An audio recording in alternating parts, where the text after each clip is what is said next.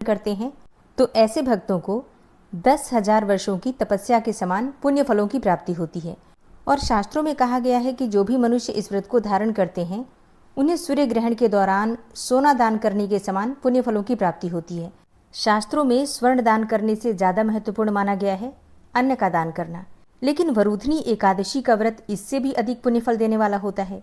इस व्रत को धारण करने से समस्त प्रकार के कायिक, वाचिक, मानसिक पाप कर्म समाप्त हो जाते हैं और इस व्रत को धारण करने से समस्त प्रकार की कामनाएं पूर्ण हो जाती हैं, चाहे फिर भौतिक कामना हो आपकी या फिर आध्यात्मिक उन्नति की कामना हो। तो किसी भी प्रकार की कामना है आपकी तो कामना के अनुसार आप चाहे तो व्रत कर सकते हैं, या फिर निष्काम भाव से सिर्फ भगवान श्री हरि विष्णु की कृपा की प्राप्ति के लिए, उनकी प्रसन्नता के लिए इस व्रत को धारण करें तो समस्त प्रकार की कामनाएं भी पूर्ण होती हैं। भगवान श्री हरि विष्णु का विशेष आशीर्वाद भी आपको प्राप्त होता है, असीम कृपा आपको प्राप्त होती है और मरणोपरांत वैकुंठ लोक की अर्थात मोक्ष की प्राप्ति होती है। तो बहुत महत्वपूर्ण होती है वैशाख मास की एकादशी। और आज की वीडियो में आप जानेंगे कि साल 2026 में वरुथिनी एकादशी कब है, एकादशी तिथि का प्रारंभ कब होगा, समापन कब होगा, व्रत हमें कब धारण करना है और पारण करने का यानी कि व्रत खोलने का शुभ मुहूर्त क्या है, दशमी से द्वादशी तक के नियम क्या होते हैं, किस प्रकार से पूजा करें, कौन से मंत्रों का जप करें और कौन सा उपाय करें जिससे कि इस व्रत का संपूर्ण फल हमें प्राप्त हो। तो आज की वीडियो बहुत महत्वपूर्ण है, पूरा ज़रूर देखिए। अच्छी लगे वीडियो तो लाइक भी कीजिएगा, क्योंकि आपके लाइक्स, आपके कमेंट्स मेरे लिए बहुत महत्वपूर्ण होते हैं। ये एकमात्र जरिया है जिनसे मुझे पता चलता है कि आपको ये वीडियो अच्छी लगती हैं और आपके लिए ये वीडियो उपयोगी है। तो अगर वीडियो अच्छी लगे तो लाइक तो ज़रूर ही किया कीजिए। वैशाख मास की कृष्ण पक्ष की एकादशी तिथि प्रारंभ हो रही है 13 अप्रैल 2026 को सुबह 1:16 पर और एकादशी तिथि का समापन 14 अप्रैल को होगा सुबह 1:08 पर। तो सूर्योदय कालीन तिथि एकादशी की 13 अप्रैल को हमें मिल रही है, इसलिए वरुथिनी एकादशी का व्रत हमें 13 अप्रैल 2026 सोमवार को धारण करना है। एकादशी के दिन सूर्योदय काल का समय है सुबह 5:58 पर और सूर्यास्त का समय है शाम को 6:40 पर।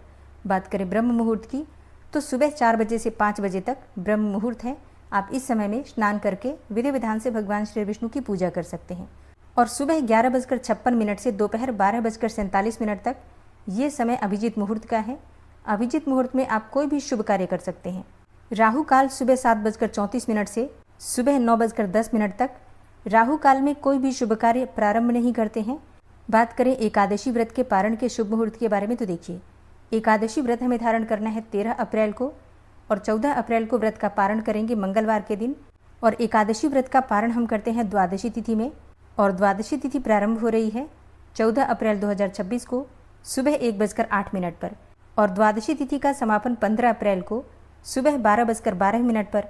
एकादशी व्रत में हरिवासर का ध्यान रखा जाता है।